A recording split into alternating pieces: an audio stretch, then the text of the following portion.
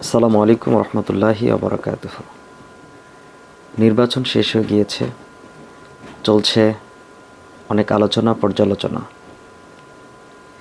এদেশের মুক্তিকামী মানুষের হৃদয় আজ ভেঙে চুরমার হয়ে গিয়েছে, আর এটি হওয়াটাই স্বাভাবিক।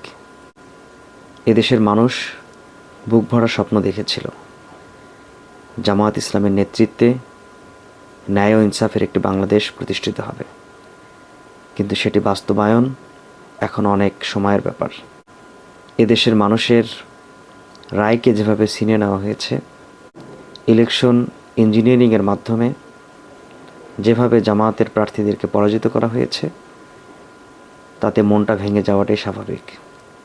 কিন্তু আমাদেরকে মন ভাঙ্গা হয়ে বসে থাকা যাবে না। আমাদের কষ্ট থাকবে, কিন্তু আমাদেরকে বিশ্বাস স্থাপন করতে হবে মুমিনদের জন্য যে কোনো পরিস্থিতি এর মধ্যে আল্লাহ রাব্বুল আলামিন আমাদের জন্য কল্যাণ রেখেছে। এই বিশ্বাস নিয়ে সামনের দিকে এগিয়ে যেতে হবে। আমাদের আল্লাহর শুকরিয়া আদায় করতে হবে এই কারণে, জামায়াত ইসলামী অতীতের যে কোনো সময়ের চেয়ে একটি সুন্দর সময় অতিবাহিত করছে। আমরা যদি একটু পিছনের দিকে তাকাই, আমরা যেখানে ছিলাম খাদের এক কর্নারে, স্বাধীন বাংলাদেশে জামায়াত ইসলামীকে 2 বার নিষিদ্ধ করা হয়েছিল। বিগত 15.5 বছরের আমরা দেখেছি যে জামাত বা শিবির এটি করাটাই ছিল অনেক বড় একটি অপরাধ, অন্যায়।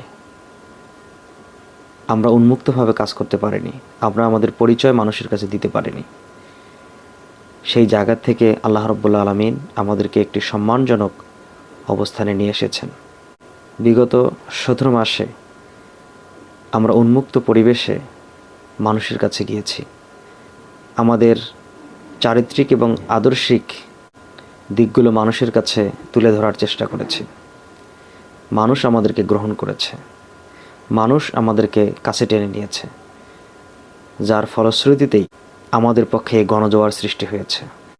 ইলেকশন ইঞ্জিনিয়ারিংয়ের মাধ্যমে আমাদের আসন সংখ্যা অনেক কমিয়ে দেওয়া হয়েছে ঠিকই, কিন্তু যদি ভোটের পরিসংখ্যান আমরা দেখি, 43.9% মানুষ আমাদেরকে ভোট দিয়েছে। আর যারা আজকে সরকার গঠন করছেন, তাদেরকে মানুষ ভোট দিয়েছে 46.6%। আবার সেখানে আওয়ামী লীগের ভোট তো রয়েছে। সেই পরিসংখ্যানের দিক থেকে দেখলে জামায়াত ইসলামী এগিয়ে থাকবে। এটি আমাদের জন্য অনেক বড় একটি বিজয়।